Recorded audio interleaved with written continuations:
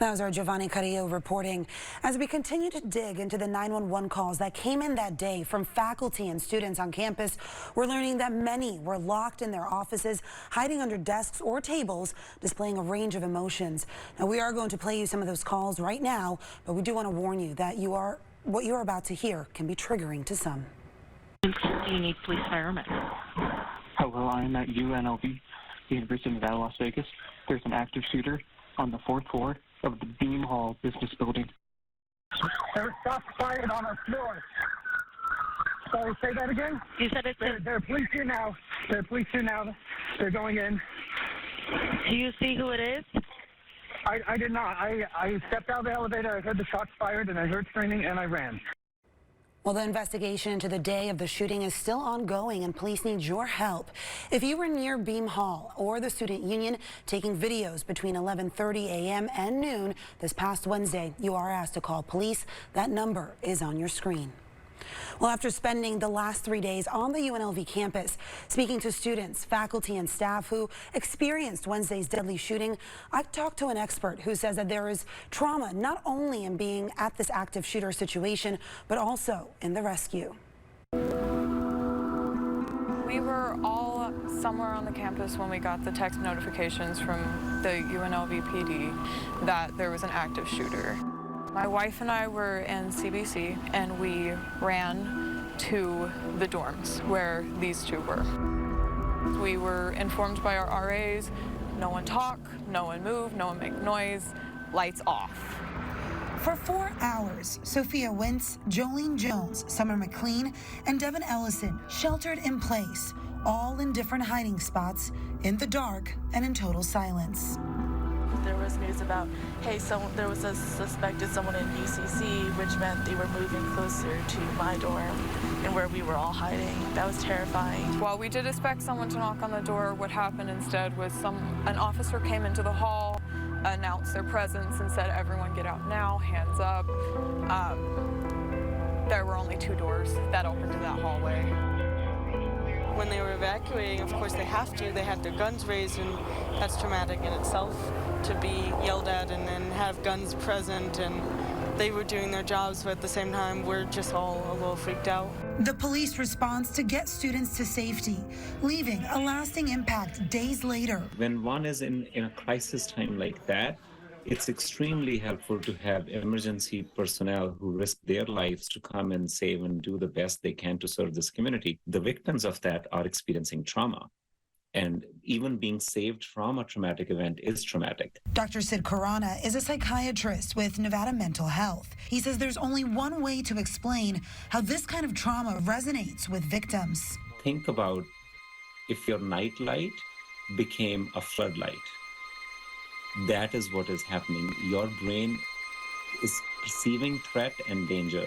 And we can't even say that they're perceiving threat and danger when there isn't one, because up until a couple of minutes ago, the victims who were hiding, or the students, they didn't know which way this was going to go. While it is reassuring to hear that this is police, their amygdala is firing, and they are really perceiving threat, and they don't know whether it is police or is it now a step to get them out and they get killed. He says it could take hours, days, or even weeks before the shock and adrenaline of this day wears off. And for these students, it'll be a while before they return to campus. But I don't want to go back to my dorm anytime soon, because just being in there, it brings back too many memories of just what we just went through.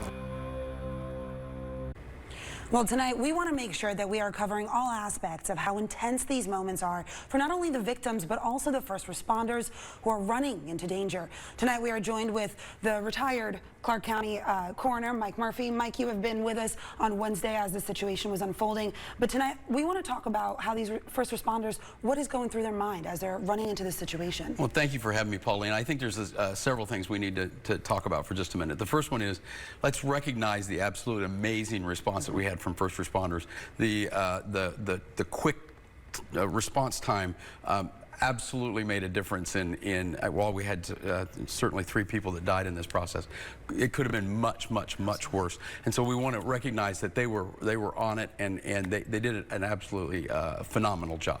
Having said that, while they're going in through these doorways and going through these different buildings, checking everything, they're getting information, oftentimes like you do through an earphone, right? And then they're talking to different officers as they're proceeding.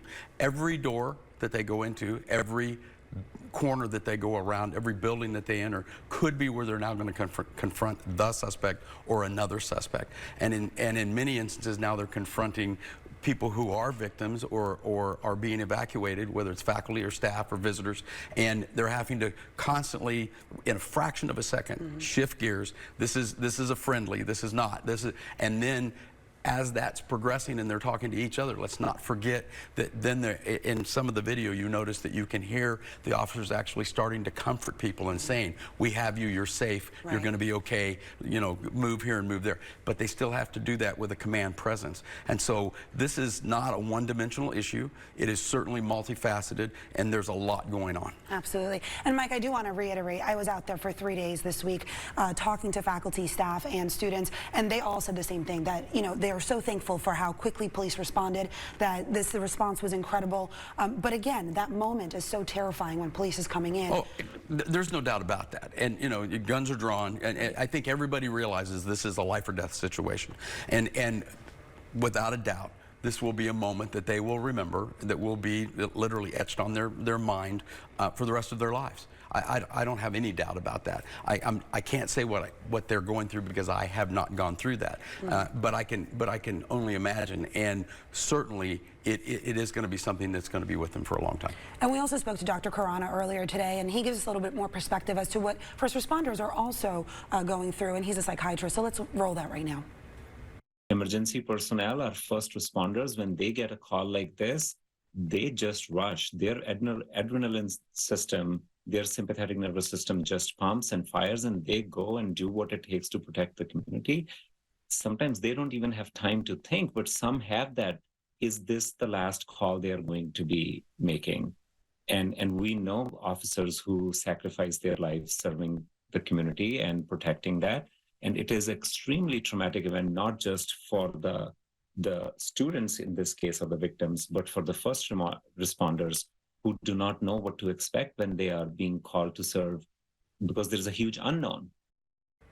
And there was so much unknown that day, Mike, right? Because we kept hearing so many different things, so much misinformation or information that was still unfolding. And mental health has really become the issue or topic, I said, at the forefront as we're going through this for both first responders and these students. I think one of the things that we're doing better at as time has progressed over the couple of decades is that we're much better at recognizing that everybody needs appropriate mental health.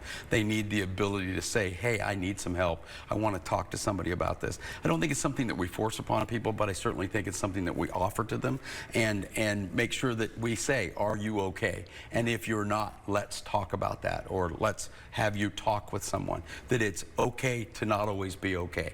And that's going through not only the minds of the faculty and students and visitors that were there, but the first responders will go through too. They have to have the ability, and this is one of the things they do on their job every day, to constantly change emotions from, you know, they're going 1,000 miles an hour to now they're back to normal, to, you know, to going again.